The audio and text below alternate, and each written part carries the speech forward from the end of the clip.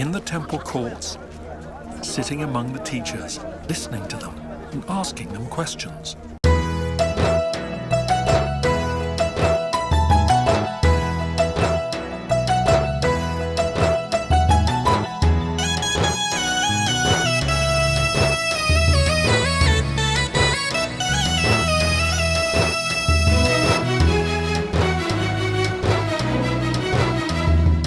ప్రశ్నలతో మొదలైన భక్తి జీవితం పరిశోధనతో కొనసాగును ప్రయాణం.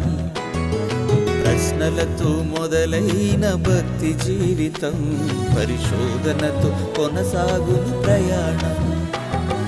యేసుక్రీస్తు ప్రభువే సమాధానకర్త, యేసుక్రీస్తు ప్రభువే సమాధానకర్త.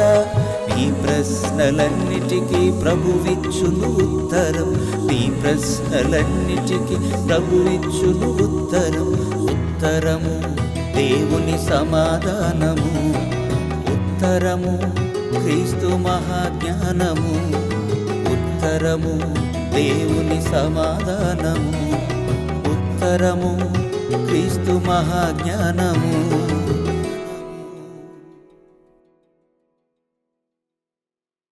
యేసుక్రీస్తు ప్రభువునందు అత్యంత ప్రియులైన నా సహోదరి సహోదరులారా, మీ అందరికీ మన ప్రభువు పేరిట నా హృదయపూర్వకమైనటువంటి వందనములు తెలియజేయుచున్నాను.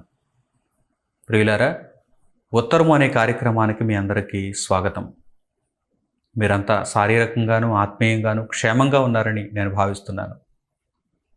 క్రీస్తు రాజ్యంలో నా తోటి వారలారా, మిమ్మల్ని అందరిని గూర్చి నా అనుదిన ప్రార్థనలలో జ్ఞాపకం చేసుకుంటున్నాను. మీరంతా అత్యాసక్తితో ప్రార్థన చేసేవారుగా ఉండాలి.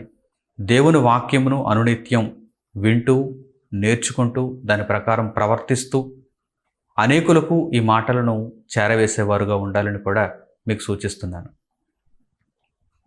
మన తండ్రి అపారమైనటువంటి ప్రేమను చూపుటను బట్టి మనము ప్రతినిత్యం దేవుని వాక్యాన్ని నేర్చుకునేటువంటి అవకాశం కలిగింది.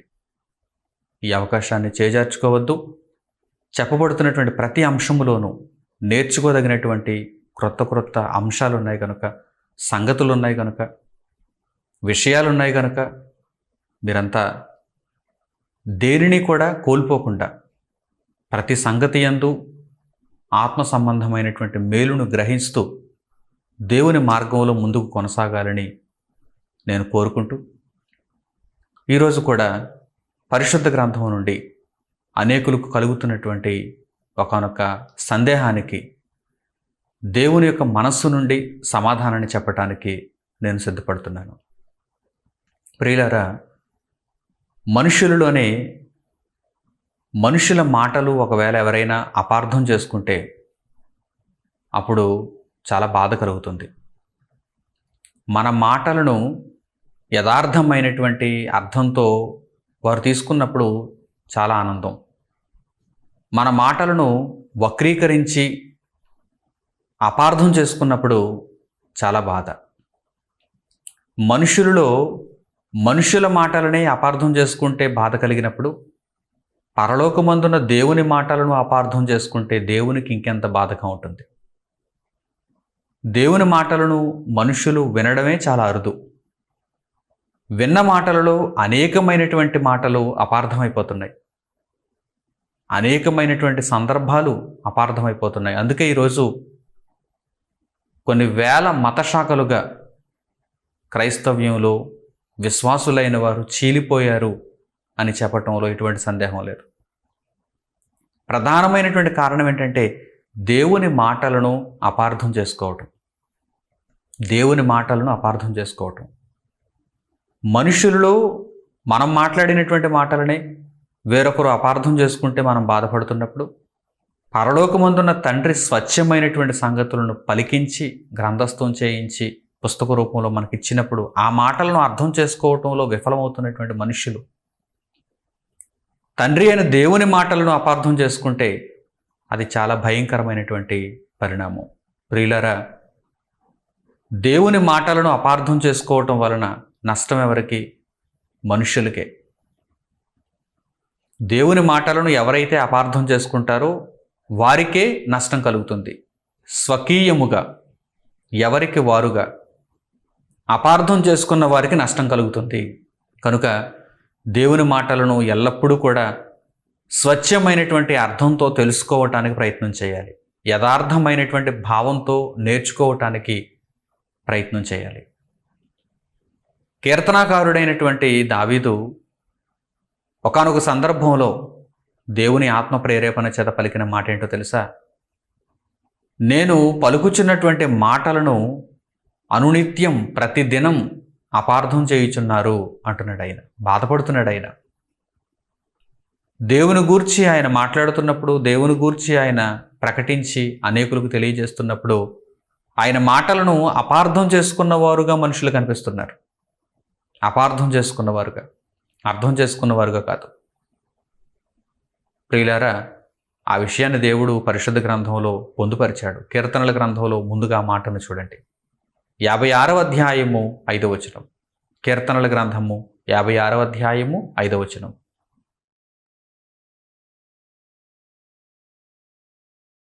దినమెల్ల వారు నా మాటలు అపార్థము చేయుదురు, నాకు హాని చేయవలెనన్న తలంపులే వారికి నిత్యము పుట్టుచున్నవి.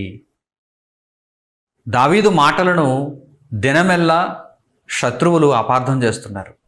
దినమెల్లా ఆ శత్రువులు ఇశ్రాయేలీలలో ఉన్నవారు కావచ్చు, యూదులలో ఉన్నవారు కావచ్చు, ఫిలిష్తీయులలో ఉన్నవారు కావచ్చు, ఇంకెవరైనా కావచ్చు. దేవుని పక్షముగా లేకుండా దేవునికి భిన్నంగా ఆలోచిస్తున్న వారందరూ దావీదుకు శత్రువులుగా కనిపిస్తున్నారు. దినమెల్ల దావీదు మాటలను వారు అపార్థం చేయుచున్నట్టుగా, దినమెల్ల ఆయనను హింసించాలని, చంపాలని పొంచి అన్నట్టుగా అక్కడ ఆయన కీర్తనలలో తెలియజేస్తున్నారు. ప్రియులారా, దేవుని గూర్చి దేవుని పక్షాన ఈరోజు మనం మాట్లాడుతున్నప్పుడు కూడా అనేక మంది వాటిని అపార్థం చేసుకుంటున్నప్పుడు ఈ మాట మనకు కూడా వర్తిస్తుంది. దేవుని మాటలను అపార్థం చేసుకుంటున్నప్పుడు మనుషులు వారికి వారే నాశనమును కొని తెచ్చుకుంటున్నారని మొట్టమొదట గ్రహించాలి. దేవుని మాటలను అర్థం చేసుకోవటం చాలా ముఖ్యం. దేవుని మాటలను కేవలం వినుట మాత్రమే కాదు, దేవుని మాటలను చక్కగా అర్థం చేసుకోవాలి, వర్గీకరించి అర్థం చేసుకోవాలి, చక్కగా విభజించి నేర్చుకోవాలి.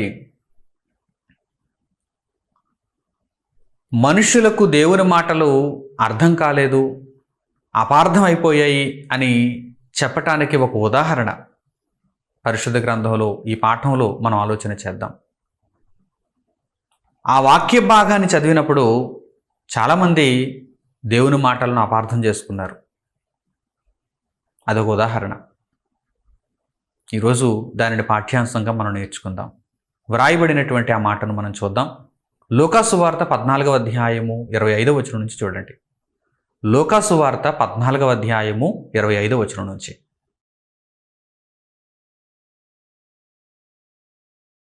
బహుజన సమూహములు ఆయనతో కూడా వెలుచున్నప్పుడు ఆయన వారి తట్టు తిరిగి, ఎవడైనను నా యొద్దకు వచ్చి తన తండ్రిని, తల్లిని, భార్యను, పిల్లలను, అన్నదమ్ములను, అక్క చెల్లెండ్రను, తన ప్రాణమును సహా ద్వేషింపకుంటే వాడు నా శిష్యుడు కానేరడు. మరియు ఎవడైనను తన సిలువను మోసుకొని నన్ను వెంబడింపని ఎడల వాడు నా శిష్యుడు కానేరడు. ప్రభు ఇక్కడ పలికినటువంటి మాటను చాలామంది అపార్థం చేసుకున్నారు. అసలు వ్రాయబడిన మాటను జాగ్రత్తగా మనం ఆలోచిస్తే ఏముంది అందులో? యేసు ప్రభువుకు శిష్యుడిగా ఉండాలంటే, ఈ లోకంలో భూమి మీద మానవ బ్రతుకులో యేసు ప్రభువుకు శిష్యుడిగా ఉండాలంటే, నాడైతే యేసుక్రీస్తు ప్రభు శరీరధారిగా భూమి మీద ఉన్నారండి, అప్పుడు ఆయనకు శిష్యులు ఉన్నారు. మరి ఇప్పుడు ఆయనకు శిష్యులు ఉంటారా? ఇప్పుడు ఉన్నవారికి శిష్యులు ఉంటారు కదా అని మీరు అనుకోవచ్చు. లేదు, యేసుక్రీస్తు ప్రభువుకు ఇప్పుడు కూడా శిష్యులు ఉన్నారు. ఆ శిష్యులలో నేనున్నాను, ఆ శిష్యులలో మీరుండాలి. మనం అందరం ఎవరికి శిష్యులం? యేసుక్రీస్తు ప్రభువుకు శిష్యులం, భూమి మీద మనుషులకు కాదు. నా శిష్యులను ఎవరిని పిలిపింపబడటానికి నేను అవకాశం ఇవ్వను. ఎందుకంటే నేను యేసుక్రీస్తు ప్రభువుకు శిష్యుడను, మీరు కూడా యేసుక్రీస్తు ప్రభువుకు శిష్యుడిగా ఉండాలి. మనం అందరం యేసుక్రీస్తు ప్రభువుకు శిష్యులం. నాడు ప్రభువు శరీరధారిగా ఉన్నారు కనుక నాటి కాలంలో ప్రత్యక్షంగా ఆయనను వెంబడించిన వారిని మాత్రమే ఆయన శిష్యులని చెప్పటం లేదు. భవిష్యత్తులో కూడా సదాకాలము మీతో కూడా ఉంటాను అన్నారు ఆయన. వాక్యముగా, దేవుని మాటగా, దేవుని స్వరముగా సదాకాలము యుగ సమాప్తి వరకు మనతో పాటే ఉన్నారు ఆయన. మనతో పాటే ఉన్నారు ఆయన. ఆయన మాటలను మనం వింటున్నాం. మనం ఆయన మాటలను వింటున్నాం. ఆయన మాటలను నేర్చుకుంటున్నాం, చదువుతున్నాం, ప్రకటిస్తున్నాం. అంటే ఆయన మన మధ్య ఉన్నాడు. ఆయన స్వరం మన మధ్య కనిపిస్తుంది, వినిపిస్తుంది అంటే ఆయన మన మధ్య ఉన్నాడు. యేసు ప్రభువుకు మనం అందరం కూడా శిష్యులం. ఇప్పుడు యేసు ప్రభువుకు శిష్యులు అవ్వాలంటే, ఆ కాలం నుండి నేటి కాలం వరకు యేసుక్రీస్తు ప్రభువుకు శిష్యులు అవ్వాలంటే ఏం చెయ్యాలని ఆయన చెప్పారు? నన్ను వెంబడింపగోరువాడు తన సిలువను ఎత్తుకోవాలి. తన సిలువను ఎత్తుకోవాలి. సిలువ అంటే శ్రమ. సిలువ అంటే రూపకాలంకారంలో శ్రమ అని మనం అక్కడ తెలుసుకోవాలి. సిలువను ఎత్తుకొని అంటే కొంతమంది ఈ మాటను కూడా అపార్థం చేసుకున్నారు. ఒక చెక్క సిలువను తయారు చేయించుకొని సంవత్సరంలో ఒక రోజు అందరం ముందు బాహాటంగా ఆ సిలువను మోసుకుంటూ వెళ్తారు. అది ఒక సందేశాన్ని ఇచ్చేటువంటి క్రియ అయితే అక్కడతో అయిపోతుంది, అది పర్వాలేదు. కానీ ఇక్కడ ప్రభువు చెప్పింది ఆ సిలువను గురించి కాదు.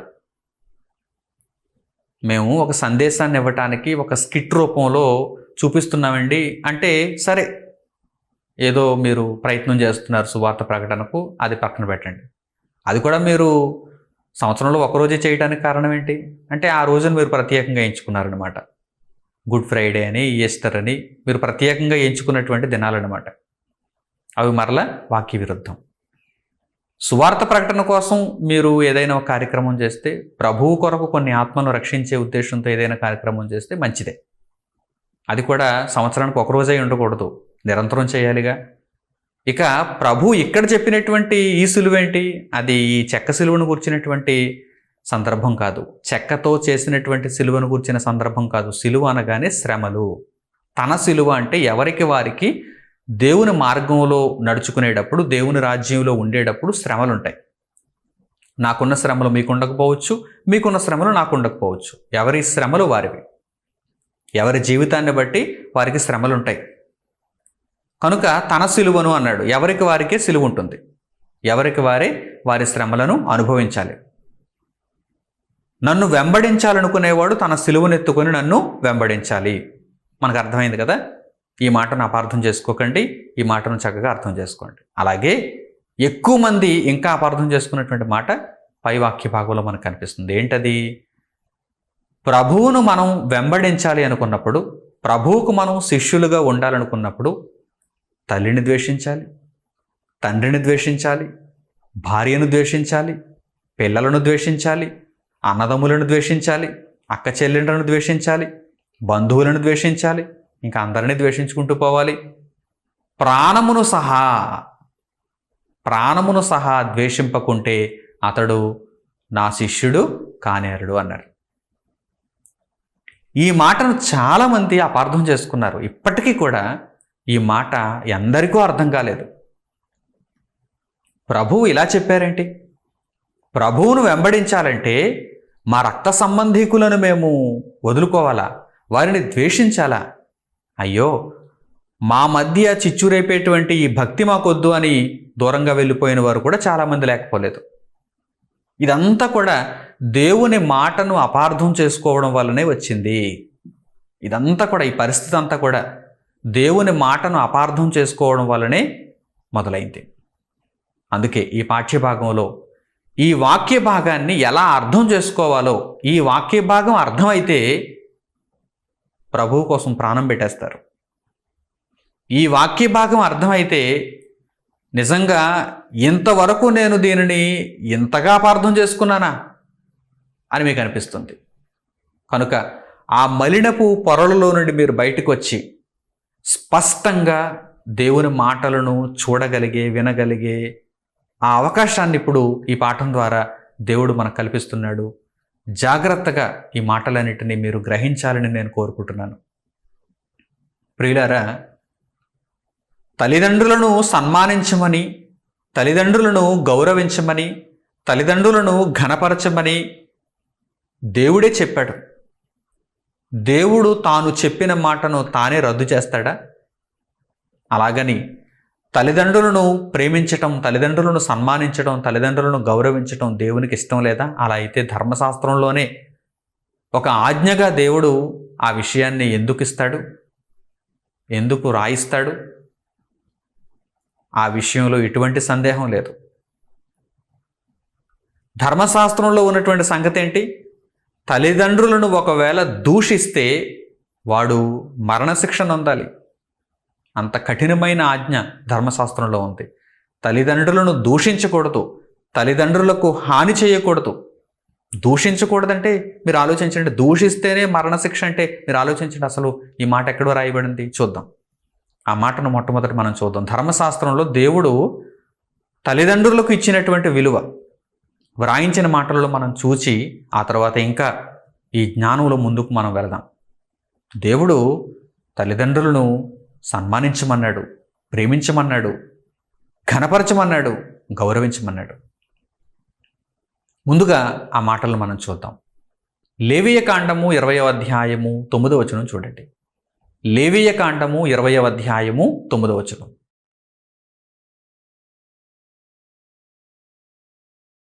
ఎవడు తన తండ్రినైనను తన తల్లినైనను దూషించునో వానికి మరణశిక్ష విధింపవలెను. వాడు తన తండ్రినో తల్లినో దూషించెను గనుక తన శిక్షకు తానే కారకుడు. ధర్మశాస్త్రంలో వ్రాయబడినటువంటి ఈ ఆజ్ఞ ఎంత చక్కనిదో చూసారా? ఎంత మేలైనదో చూసారా? తల్లిదండ్రులను గౌరవించమని దేవుడు తెలియజేశాడు ప్రారంభంలోనే. జ్ఞానము ఇంకా మొగ్గ దశలో ఉన్నప్పుడే దేవుడు ఈ మాటలు తెలియజేస్తే, జ్ఞానము పరిపూర్ణమైనప్పుడు దేవుడు ఈ మాటలకు విరుద్ధంగా తెలియజేస్తాడా? దీనికంటే మిన్నగానే దేవుడు తెలియజేస్తాడు. యేసుక్రీస్తు ప్రభువు తల్లిదండ్రులను ద్వేషించమని, సహోదరులను ద్వేషించమని, బంధువులను ద్వేషించమని, భార్యను పిల్లలను ద్వేషించమని, చివరకు ప్రాణమును సహా ద్వేషించమని ఎందుకు చెప్పారో అర్థం చేసుకోవాలి, ఆలోచించాలి, అపార్థం చేసుకోకూడదు. అసలు మూలాలలోనికి వెళితే దేవుడు సహోదరులను ప్రేమించమన్నాడు, తల్లిదండ్రులను గౌరవించమన్నాడు, భార్య పిల్లలను ప్రేమించమన్నాడు. ఎక్కడ కూడా ఆయన ద్వేషించమని చెప్పలేదు. నిర్హేతుకముగా ఎటువంటి కారణము లేకుండా ద్వేషించమని చెప్పలేదు. మరి ఇక్కడ ఎలా ఎందుకు వ్రాయబడింది అనేది ఆలోచించాలిగా. ఆలోచించకుండా తొందరపాటుతో అపార్థం చేసుకుంటూ దేవుని వాక్యానికి దూరం అయిపోతే నష్టం ఎవరికి? నీకా, దేవుని వాక్యానికా? పరలోకమందున్న దేవునికి నష్టమా, పాతాళానికి పోతున్నటువంటి నీకు నష్టమా? అపార్థం చేసుకోకూడదు, అర్థం చేసుకోవాలి. నన్ను నేను రక్షించుకోవాలి, దేవుని మాటలను అర్థం చేసుకొని నా ఆత్మను కాపాడుకోవాలనేటువంటి తపన నీలో ఉండాలి. అంతే తప్ప ఎక్కడ అవకాశం దొరుకుతుందా దేవుని వాక్యాన్ని తప్పుపట్టి దూరంగా పారిపోదాం అనేటువంటి తుచ్చమైన కోరిక నీలో ఉంది చూసావా, అది చాలా ప్రమాదకరమైనది.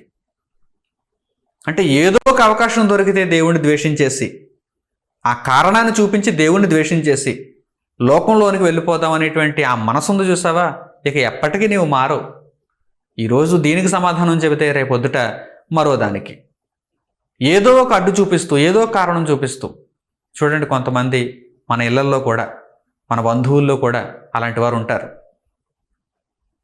ఏదో ఒక విధంగా వారిని కన్విన్స్ చేస్తే మంచిగా ఉండటానికి, సన్మార్గంలో నడుచుకోవటానికి ఏదో విధంగా వారిని కన్విన్స్ చేస్తే మరో కారణాన్ని చూపిస్తూ వారు అడ్డదారిలో వెళ్ళిపోతుంటారు. మరో కారణాన్ని చూపిస్తూ, అంటే ఇంక వారికి మారాలనేటువంటి కోరిక ఉండదు, సన్మార్గంలో ఉండాలనేటువంటి ఆలోచన వారికి ఉండదు. ప్రియులారా, దేవుని కొరకు మనం బ్రతకాలనుకున్నప్పుడు వాక్యమును అపార్థం చేసుకోకూడదు, అర్థం చేసుకోవాలి. ఎందుకంటే మన ఆత్మకు సంబంధించిన రక్షణ. దేవుడు ప్రారంభం నుంచి కూడా తల్లిదండ్రులను ప్రేమించమన్నాడు, భార్యాపిల్లలను ప్రేమించమన్నాడు, సహోదరులను ప్రేమించమన్నాడు.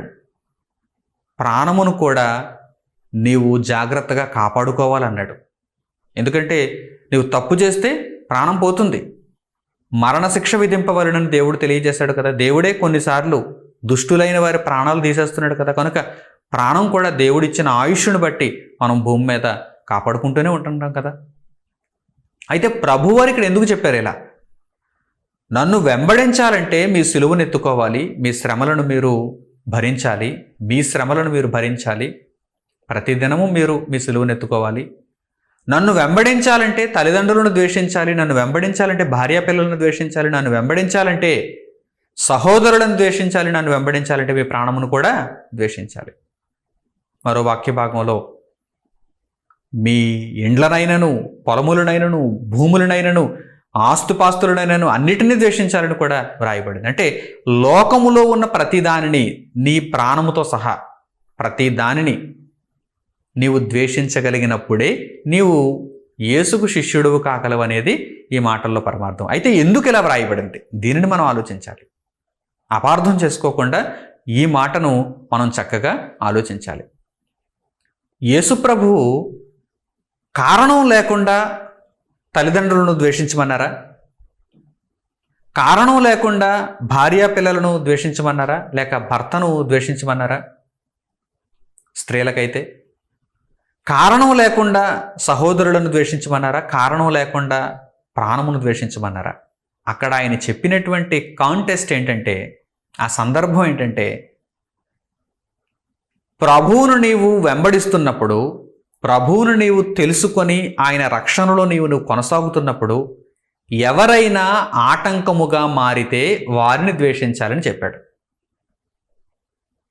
వారు సహోదరులుగా, వారు నీకు సహకారులుగా, వారు దేవుని పనిలో నిన్ను ప్రోత్సహిస్తున్నప్పుడు వారిని నీవెందుకు ద్వేషించాలి? వారిని నీవు ద్వేషించవలసిన అవసరం ఏంటి? వారిని నీవు ద్వేషించవలసిన అవసరం ఏంటి? భూమి మీద ఒక ఎగ్జాంపుల్ చెప్తాను మీకు. భూమి మీద ఒక ఎగ్జాంపుల్ చెప్తాను, ఒక ఉదాహరణ. అప్పుడప్పుడు కొందరు నేరస్తులు పట్టుబడుతూ ఉంటారు పోలీసులకి.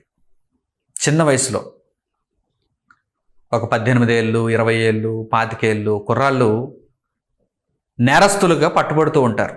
ఈ గంజాయి లాంటి డ్రగ్స్కి వారు అలవాటు పడిపోయి భయంకరమైనటువంటి నేర ప్రవృత్తి కలిగిన వారుగా వారు పట్టుబడుతూ ఉంటారు. అలా పట్టుబడినప్పుడు వారు ఏమైనా నేరం చేసి, భయంకరమైనటువంటి నేరం చేసి, ఏదో హత్యో లేకపోతే ఇంకా ఏదైనా ప్రమాదకరమైనటువంటి నేరమో, జాతి విద్రోహక చర్య ఏదో చేసినప్పుడు, వారు పట్టుబడినప్పుడు ఈ మీడియా వారి తల్లిదండ్రుల దగ్గరకు వెళ్తుంది. అలా పట్టుబడినటువంటి పిల్లల తల్లిదండ్రుల దగ్గరకు మీడియా వెళ్తుంది. వెళ్ళి, మీ పిల్లలకు ఉరిశిక్ష విధింపబడింది, మీ పిల్లలు చాలా దారుణమైనటువంటి నేరానికి పాల్పడ్డారు, కనుక మీ పిల్లలను గురించి మీ స్పందన ఏంటి అన్నప్పుడు ఆ తల్లిదండ్రులు ఏమంటారు?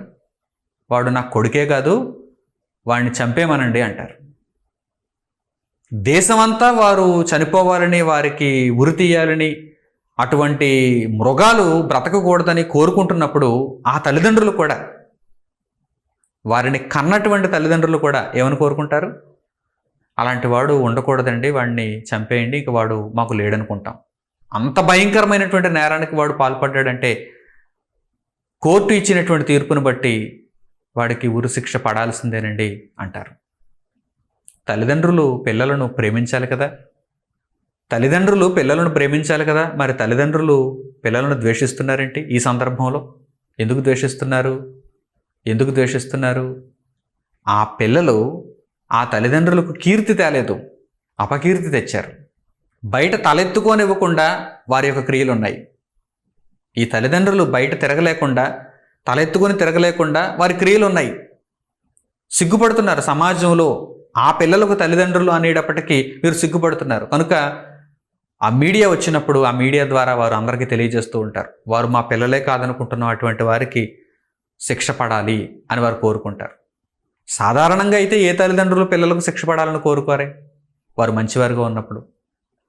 వీరు భయంకరులు గనక, వీరు నరరూప రాక్షసులుగా బ్రతికారు గనక, వారు చేసిన నేరం నిరూపింపబడింది గనక, వారు ద్రోహులు గనుక వారు చంపబడటానికి వీరు కోరుకుంటున్నారు. తల్లిదండ్రులైన వారు కూడా కోరుకుంటున్నారు, బంధువులైన వారు కోరుకుంటున్నారు. ఇక్కడ మీకు విషయం అర్థమైందా? ఎందు నిమిత్తం అనేది మనం ఆలోచన చేస్తే వారు నేరస్తులు గనక వీరు వారికి శిక్ష పడాలని కోరుకుంటున్నారు. ఇప్పుడు ప్రభువు కూడా, యేసుక్రీస్తు ప్రభువు కూడా ఆయనను వెంబడిస్తే తల్లిని, తండ్రిని, భార్యను, పిల్లలను, సహోదరులను, బంధువులను, మనకున్న వాటినన్నిటినీ ప్రాణమును సహా ద్వేషించాలి అని ఎందుకు చెప్పారు? అదే పనిగా ముందు ఆయనను వెంబడించాలంటే అందరూ మంచివారైనా సరే అందరినీ ద్వేషించాలని కాదు. వీరిలో ఎవరైనా ఏదైనా, అందులో మనుషులు ఉన్నారు, అందులో ఆస్తిపాస్తులు ఉన్నాయి, అందులో పదార్థాలు ఉన్నాయి, అందులో ఏదైనా ఉండొచ్చు. వీరిలో ఎవరైనా ఏదైనా యేసును నీవు వెంబడించనివ్వకుండా ఆటంకంగా ఉంటే, అడ్డుపడితే, అప్పుడు వారిని ద్వేషించి నీవు యేసును వెంబడించాలి. అంటే యేసును వెంబడించటానికి ఎటువంటి ఆటంకం ఉండకూడదు. నీ ప్రాణం కూడా ఆటంకంగా ఉండకూడదు. ఆటంకంగా ఉంటే దానిని కూడా నువ్వు ద్వేషించాలి. ప్రభువు కోసం జీవిస్తున్నావు, ప్రభువు కోసం జీవిస్తున్నావు, ప్రాణం తీసేస్తాం అన్నారు. హతసాక్షిగా మారిపోవలసినటువంటి పరిస్థితి ఏర్పడింది. దేవుని వాక్యం వైపు నిలబడతావా? నీ ప్రాణాన్ని రక్షించుకోవడానికి దేవుని వాక్యాన్ని వదిలేస్తావా? అదే ప్రాణాన్ని ద్వేషించడం అంటే. దేవుని వాక్యాన్ని నీవు నమ్ముకున్నావు, దేవుని వాక్యాన్ని నీవు ప్రకటిస్తున్నావు, దేవుని వాక్యం ప్రకారం నీవు ప్రవర్తిస్తున్నావు. ఇలా ఉంటున్నందుకు నేను చంపేస్తామన్నారు అనుకుందాం. నీవు హతసాక్షిగా మారిపోవలసినటువంటి పరిస్థితి వచ్చింది అనుకుందాం. అప్పుడు నీ ప్రాణమును ప్రేమిస్తూ, అయ్యో భలేవారండి, నా ప్రాణమే తీసేస్తానంటారా? దేవుని వాక్యానికి నమస్కారం, ఈ నీతికి, ధర్మానికి, సత్యానికి, యేసుక్రీస్తు ప్రభువుకు నమస్కారం, నా ప్రాణాన్నే నేను ప్రేమిస్తున్నానని వెనక్కి వెళ్ళిపోయేటువంటి అభాగ్యులుగా మీరు ఉండకూడదు అని ప్రభువు చెప్పారు. నన్ను వెంబడించాలంటే మీకు ఆ ధైర్యం ఉండాలి. ఏ ధైర్యం? ఊరకనే ద్వేషించమని చెప్పలేదు, ఊరకనే ద్వేషించమని చెప్పలేదు, నిర్హేతుకముగా ద్వేషించమని చెప్పలేదు. ఎందుకంటే దేవుడు ముందుగానే జ్ఞానం చాలా కొద్ది దశలో ఉన్నటువంటి పరిస్థితులలో, ధర్మశాస్త్ర కాలంలోనే దేవుడు ఏం చెప్పాడు? తల్లిదండ్రులను దూషిస్తే మరణశిక్ష అన్నాడు. అంటే తల్లిదండ్రులను ఆయన ఊరకనే ద్వేషించమంటాడా? లేదే. సహోదరులను ఆయన ఊరకనే ద్వేషించమంటాడా? మరి ప్రభువే చెప్పారు ఏమని? సహోదరుని నిర్నిమిత్తముగా నీవు ద్వేషించకూడదు, సహోదరుని మీద నీవు కోప్పడకూడదు, ముందు సహోదరునితో సమాధానపడి అప్పుడు దేవునికి నీ అర్పణ చెల్లించు అని ప్రభువు చెప్పలేదా? సహోదరుని కొరకు ప్రాణము పెట్టబద్ధులమై ఉన్నాము అని ప్రభువు చెప్పలేదా? కనుక ఇక్కడ అపార్థం చేసుకునేటువంటి అవకాశం ఎక్కువగా ఉంది. కనుక పైన చదివితే అపార్థం చేసుకుంటారు. దినమెల్ల దావీదు మాటలను అపార్థం చేసుకున్నట్టుగా ఈరోజు ప్రతి ఒక్కరూ దేవుని మాటలను అపార్థం చేసుకుంటూ వారిని వారే నాశనమునకు నడిపించుకుంటున్నారు. నష్టం వారికే. ఎవరైతే అపార్థం చేసుకుంటున్నారో వారికే కలుగుతుంది. కనుక జాగ్రత్తగా అర్థం చేసుకోండి. దేవుడు కారణం లేకుండా తల్లిని కానీ, తండ్రిని కానీ, భార్యను కానీ, పిల్లలను కానీ, సహోదరులను కానీ, బంధువులను కానీ, ఆస్తిపాస్తులను కానీ, లేక ప్రాణమును కానీ ద్వేషించమని చెప్పలేదు. ఎప్పుడైతే వీరిలో లేక వీటిలో ఏదైనా లేక ఎవరైనా నీవు ప్రభువును వెంబడించుటకు ఆటంకముగా ఉంటే, అప్పుడు వారిని లేక వాటిని లేక నీ ప్రాణమును సహా నీవు ద్వేషిస్తేనే తప్ప ఆయనను నీవు వెంబడించలేవు. ఏదో పేరుగా ప్రభువును వెంబడించటం, ఏదైనా ఎప్పుడైనా ఆటంకం కలిగితే ప్రభు ఎవరో నాకు తెలియదని నువ్వు పారిపోవటమా? ఇదా భక్తి? ఇదా భక్తి? ఇదా దేవుని కొరకైన జీవితం? కాదు కదా. ప్రభువును వెంబడిస్తే ఇంత సిద్ధ మనస్సు ఉండాలని ముందుగా తెలియజేశాడు ఆయన. అలా అయితే నన్ను వెంబడించండి. అందుకే ఆ మాటలు క్రిందకు వచ్చేసరికి చెబుతారు ఆయన, ఇంకా వివరణిస్తున్నారు ఆయన. ఒక యుద్ధానికి వెళ్ళాలనుకునేవాడు ముందుగా అన్నీ చూసుకోవాలి. యుద్ధానికి వెళ్ళి నేను పోటీ పడగలనా లేదా అనేది చూసుకోవాలి. అప్పుడు యుద్ధంలో అడుగు పెట్టాలి. లేకపోతే సంధి చేసుకోవడం మంచిది కదా అన్నారు. ఒక గోపురాన్ని కట్టించాలనుకున్నప్పుడు దానికి అయ్యే తగులుబడి అంతా కూర్చుని ముందుగా లెక్కేసుకుని ఆ తర్వాత ఆ గోపురం కట్టించడానికి పునాది నుంచి ప్రారంభించాలి. ఏదో ఆరంభ సూరత్వంతో పునాది వేసేసి కష్టం వచ్చిందని దాన్ని అక్కడే వదిలేస్తే అందరిలోనూ నవ్వులు పాలు కదా. కనుక ప్రభువును వెంబడించాలనుకుంటే దేనికైనా సిద్ధపడతాము అన్నవారు ప్రభువును వెంబడించండి అన్నారు ఆయన. ముందుగా తెలియజేశారు, విషయం తెలియజేశారు. ఇందులో ఏమీ ఆయన దాచలేదు కదా. ముందుగా అందరినీ నన్ను వెంబడించండి వెంబడించండి వెంబడించండి అని చెప్పి ఆ తర్వాత ఏమీ అసలు నిజాన్ని చెప్పలేదు కదా. ముందే, వెంబడించక ముందే అసలు నిజాన్ని చెబుతున్నారు ఆయన. నన్ను వెంబడించిన తర్వాత ఇన్ని ఆపదలు, ఇన్ని కష్టాలు, ఇన్ని ఇబ్బందులు రావచ్చు. ఒక్కొక్కసారి అందరూ సహకరిస్తారు, కుటుంబంలో తల్లి, తండ్రి, భార్య, పిల్లలు, బంధువులు, సహోదరులు, మన ప్రాణము కూడా దేవుని కొరకు బ్రతుకు బ్రతుకు బ్రతుకు అని మనలను ప్రోత్సహిస్తూ ఉంటారు. అలాంటి సందర్భాల్లో ఎవరైనా ద్వేషిస్తారా? వారిని ప్రేమిస్తారు. ఎప్పుడైతే మనవారే మనకు ఒక అపాయంగా, ఆపదగా, ఆటంకంగా ఉన్నప్పుడు మరి ద్వేషించక తప్పదు కదా. ఎందుకంటే మనం రక్షింపబడాలి. చూడండి, అప్పుడప్పుడు కొందరు యథార్థంగా బ్రతకడానికి, ఈ భూమి మీద లోకంలోనే యథార్థంగా బ్రతకటానికి, వారు పోలీస్ ఆఫీసర్ అనుకోండి, వారి ఇంటిలో ఎవరైనా నేరం చేశారనుకోండి, అక్కడ చట్టం, ధర్మం అవే చూస్తారు. ఇంటిలో ఉన్నవారిని కూడా బేడీలు వేసి జైలుకి తీసుకెళ్ళిపోతారు. అక్కడ రక్త సంబంధాలను చూడరు. ఎందుకంటే వారు డ్యూటీకి విలువనిస్తారు. అంటే ఆ సందర్భం ద్వారా మీకు ఏం అర్థమవుతుంది? అదేంటంటే కన్న కొడుకు బేడీలు వేసి తీసుకెళ్ళిపోతున్నాడు, లేకపోతే కన్న తండ్రికి బేడీలు వేసి తీసుకెళ్ళిపోతున్నాడు. ఎంత పోలీస్ అయినంత మాత్రాన కుటుంబంలో ఒక తండ్రి కదా, కుటుంబంలో ఒక కొడుకు కదా అని మీరు అనుకోవచ్చు. కానీ అక్కడ అతనికి ఏం కనిపించింది? అతడు నేరం చేశాడు. అతడు ఏమైతేనే, నాకు తండ్రి అయితేనే, లేకపోతే నా బంధువు అయితేనే, లేకపోతే నాకు ఇంకా ఏదైనా సంబంధం అయితేనే. రాగద్వేషాలకు అతీతంగా అంటుంటారు. రాగద్వేషాలకు అతీతంగా వారు డ్యూటీ చేస్తారు. అలాంటి పరిస్థితుల్లో వారు తప్పు చేస్తున్నారని చెప్పటానికి ఎవరైనా సరిపోతారా? లేదు కదా. వారు నీతి మార్గంలో నడుచుకుంటున్నారు. వారు న్యాయంగా ప్రవర్తిస్తున్నారు. తప్పు చేసిన వారు ఎవరైనా సరే, వారు కుటుంబీకులైనా, బంధువులైనా, ఎవరైనా సరే, తెలిసిన వారు, స్నేహితులు ఎవరైనా సరే, ఒకే న్యాయాన్ని వారు అమలు చేస్తారు. అలాగే ఒక న్యాయమూర్తి ఉన్నాడు అనుకోండి, ఆ న్యాయమూర్తికి రక్త సంబంధికులే లేకపోతే బంధువులే బోన్లో ఉన్నారనుకోండి, తీర్పు చెప్పాలనుకోండి, అతడు ఎలా తీర్పు చెప్పాలి? అతను న్యాయంగా తీర్పు చెప్పాలి అనుకున్నప్పుడు ఎలా తీర్పు చెప్పాలి? అక్కడ ఉన్నది తన కొడుకా, లేకపోతే బంధువా, లేకపోతే ఇంకెవరైనానా అని చూడకూడదు. అందరిలో ఒకడుగా చూడాలి. ఆ బోనులో అందరూ ఎలాగైతే నిలబడతారో వీరు కూడా అలాగే నిలబడ్డారని, అందరికీ ఎలాంటి తీర్పు, అందరికీ ఎలాంటి న్యాయమో వీరు కూడా అలాంటి న్యాయమే అక్కడ అతడు ఇవ్వాలి. ఆ తీర్పు చెప్పాలి. అప్పుడే కదా అది సరైన తీర్పు అనిపిస్తుంది. ఈరోజు అలా ఉండదు.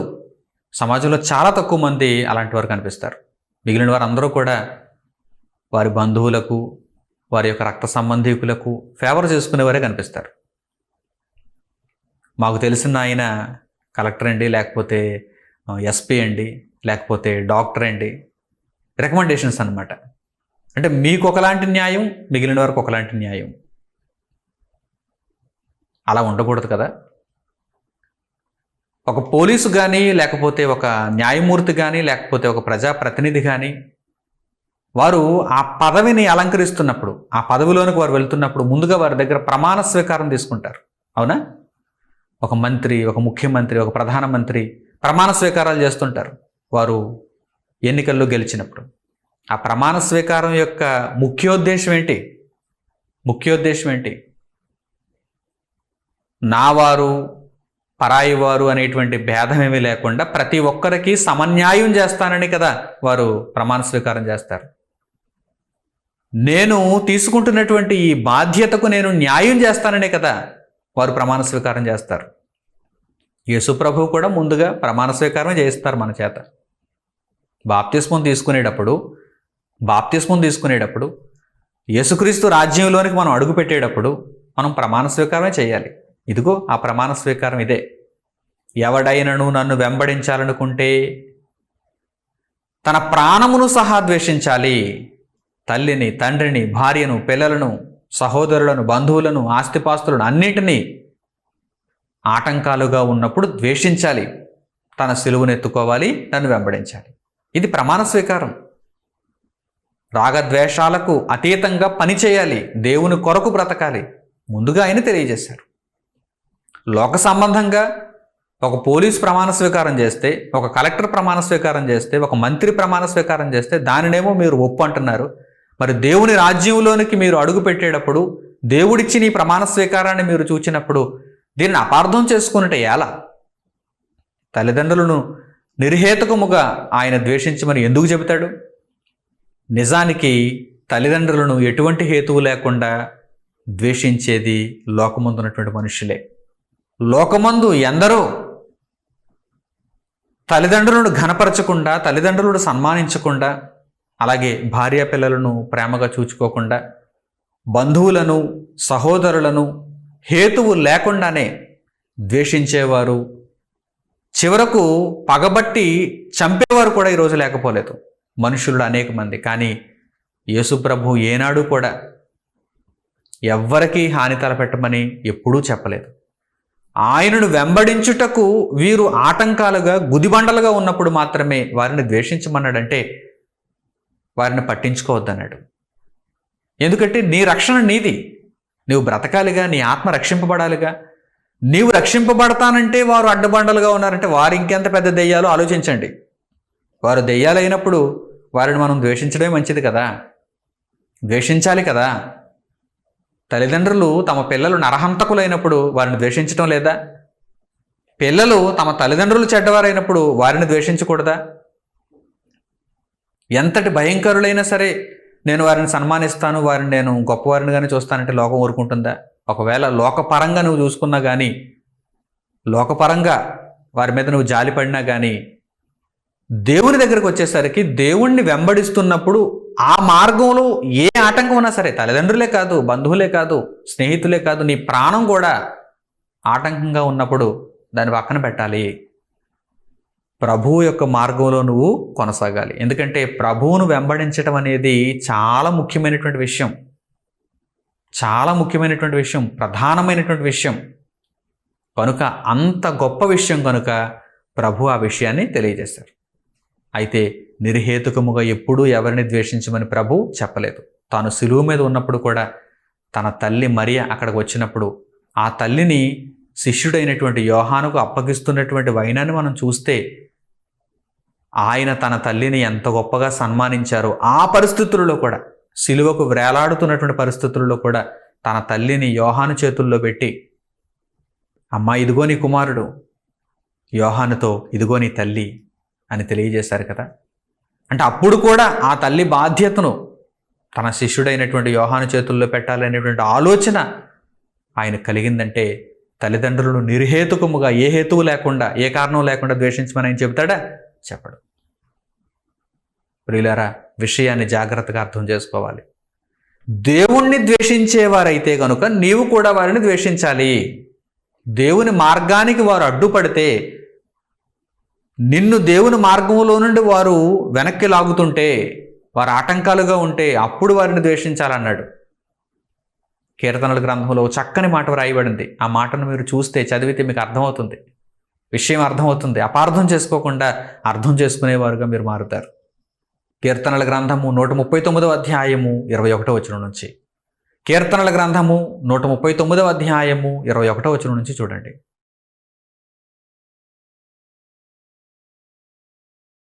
యెహోవా, నిన్ను ద్వేషించు వారిని నేను ద్వేషించుచున్నాను కదా, నీ మీద లేచువారిని నేను అసహ్యించుకొనిచున్నాను కదా, వారి యందు నాకు పూర్ణ ద్వేషము కలదు, వారిని నాకు శత్రువులనుగా భావించుకొనిచున్నాను. ఇక్కడ ఏమంటున్నాడు చూడండి కీర్తనకారుడు. దేవా, నిన్ను ద్వేషిస్తే, ఎవరైనా నిన్ను ద్వేషిస్తే నేను వారిని ద్వేషిస్తానంటున్నాడు. అదే దేవుణ్ణి వెంబడించడం, అదే దేవుణ్ణి పూర్ణ హృదయంతో ప్రేమించటం.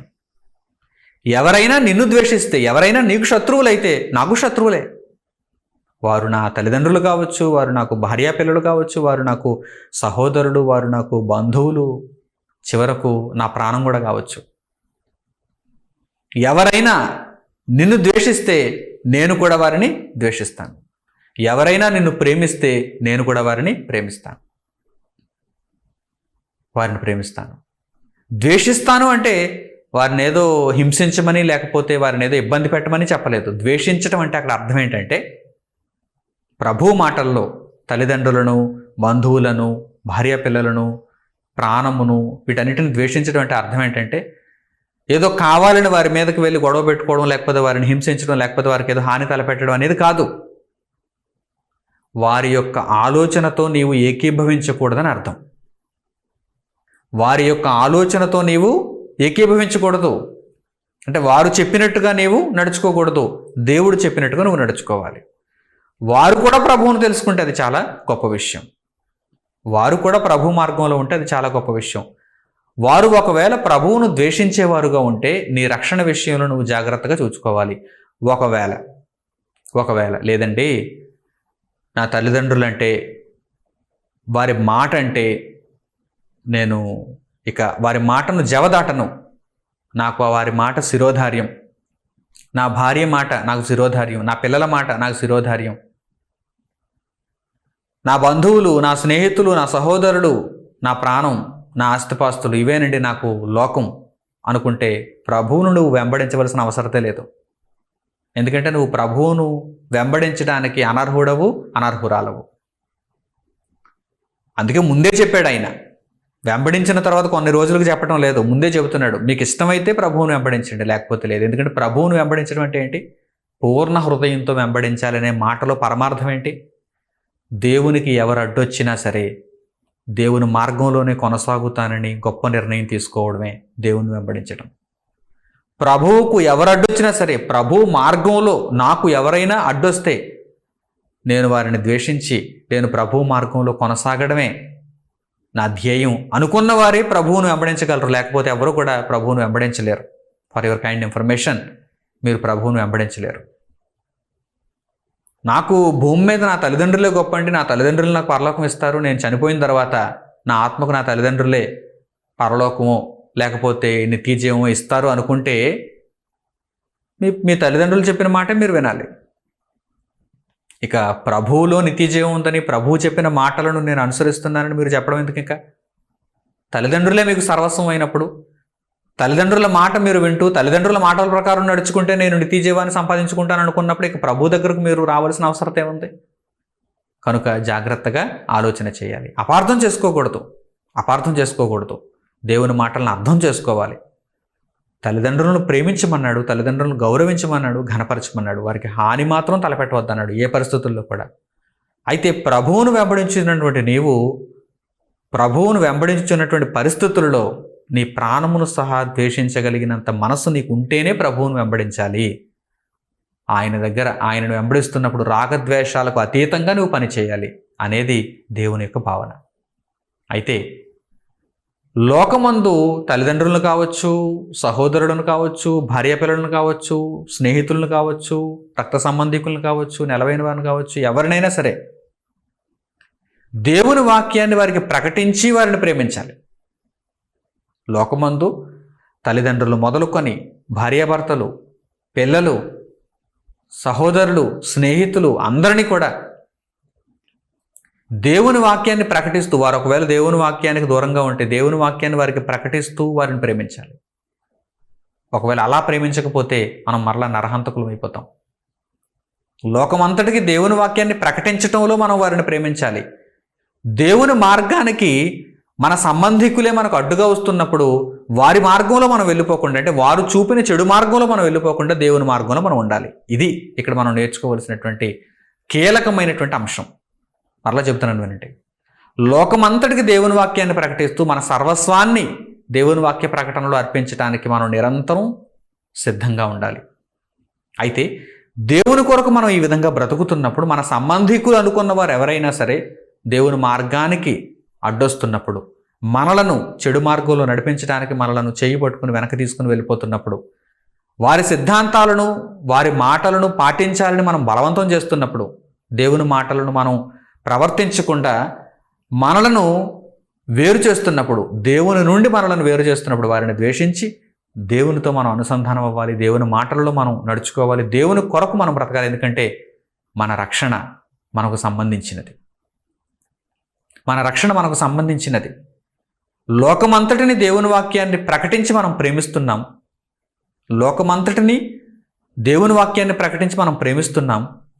దేవుని కొరకు మనం బ్రతుకుతున్నప్పుడు ఎవరైనా సరే మనలను దేవుని మార్గం నుండి వేరు చేయాలని ప్రయత్నిస్తే వారిని ద్వేషిస్తున్నాం. ఇదే కీలకమైన అంశం. వ్రాయబడిన చక్కని మాట చూడండి. సహోదరుల కొరకు ప్రాణం కూడా పెట్టాలని దేవుడు తెలియజేస్తున్నాడు. సహోదరులను ద్వేషిస్తే నరహంతకులే అంటున్నాడు. ఎందు నిమిత్తం, ఏ విషయంలో ద్వేషిస్తే? నిర్హేతుకముగా మీరు ద్వేషిస్తే, నిర్నిమిత్తముగా మీరు ద్వేషిస్తే, దేవుని వాక్యాన్ని ప్రకటించకుండా మీరు వారిని వదిలేస్తే అప్పుడు మీరు నరహంతకులైపోతారు. జాగ్రత్త. కనుక సహోదరులందరినీ, లోకమంతటిని మీరు ప్రేమిస్తూనే ఉండాలి. దేవుని వాక్యాన్ని ప్రకటిస్తూ ప్రేమిస్తూ ఉండాలి. దేవుని వాక్యాన్ని ప్రకటించడమే ప్రేమించడం, వారిని అగ్నిలో నుండి లాగి రక్షించడమే ప్రేమించడం. యోహాను గారు రాసిన మొదటి పత్రిక 3వ అధ్యాయం 13వ వచనం నుంచి చూడండి. యోహాను గారు రాసిన మొదటి పత్రిక 3వ అధ్యాయం 13వ వచనం నుంచి.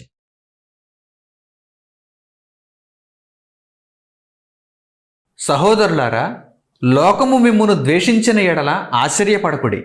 మనము సహోదరులను ప్రేమించుచున్నాము గనుక మరణములో నుండి జీవములోనికి దాటి ఉన్నామని ఎరుగుదము. ప్రేమ లేనివాడు మరణమందు నిలిచియున్నాడు. తన సహోదరుని ద్వేషించువాడు నరహంతకుడు. ఏ నరహంతకుని యందును నిత్య జీవం ఉండదని మీరు ఎరుగుదురు.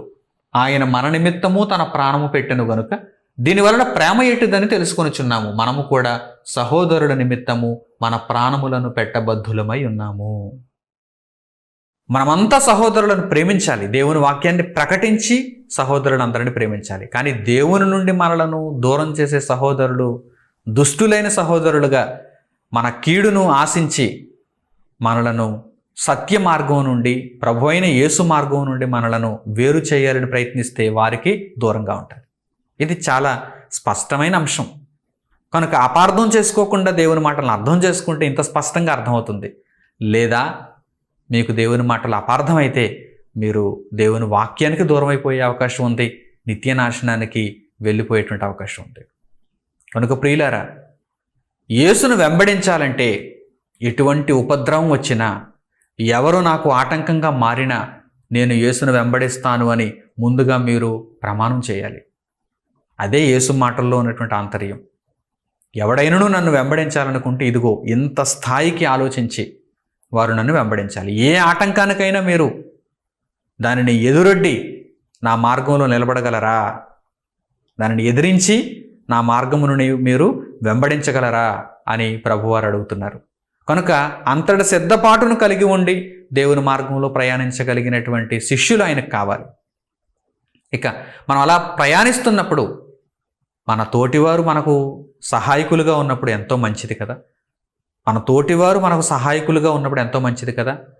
కానీ అందరూ అన్ని పరిస్థితుల్లో మనకు సహాయకులుగానే ఉంటారని కూడా చెప్పలేం.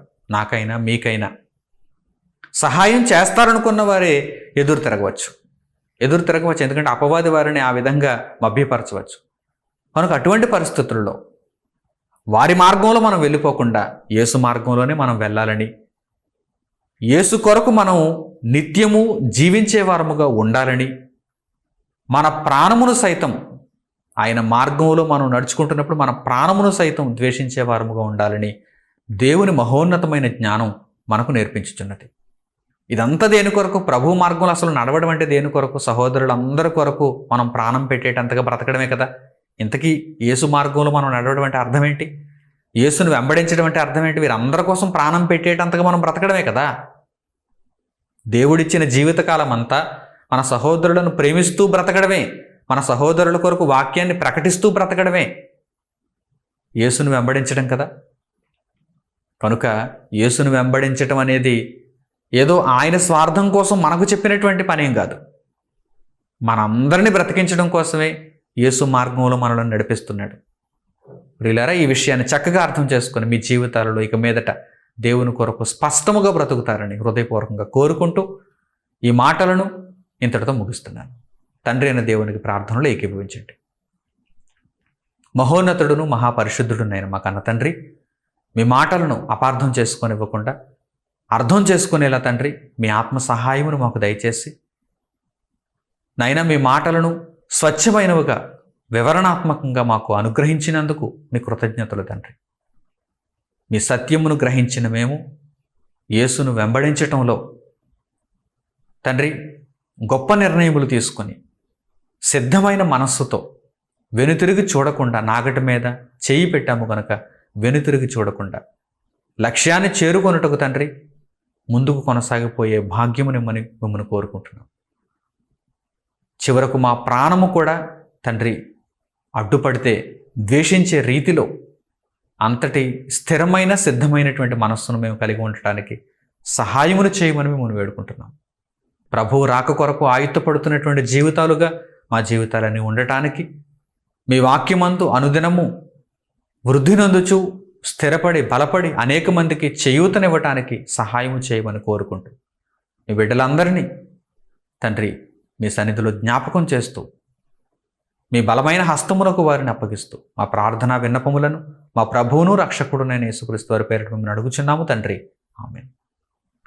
మన తండ్రి అయిన దేవుని ప్రేమ, మన రక్షకుడైన యేసుక్రీస్తు వారి కృప, పరిశుద్ధాత్ముని అన్యోన్య సహవాసము మనందరికీ సదాకాలముతోనే నడిపించునుగాక, ఆమేన్. అందరికి వందనములు, సెలవు.